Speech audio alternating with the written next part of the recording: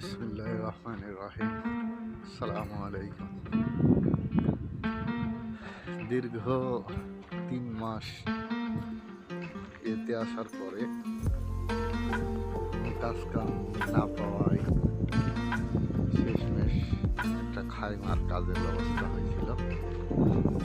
সেইখানে এই মাসখানেক আমি ডিউটি শুরু করছি এই মরুভূমির বুকে। আমার আশপাশে তেমন একটা খাইমা নাই, অনেক দূরে দূরে যেগুলো আছে আর কি, অনেক দূরে। তো এই খাইমাই আসলে কি কি হয় এবং এখানে কি কি কাজ, আর এই মরুভূমির বুকে আসলে কিভাবে জীবনযাপন করে এবং একজন প্রবাসীর কি কি কাজ থাকে, এই এ টু জেড সম্পূর্ণ কাজ নিয়ে আমি ছোট ছোট করে ভিডিও ক্লিপস দেব। ইনশাল্লাহ আপনারা আমার সাথে থাকবেন।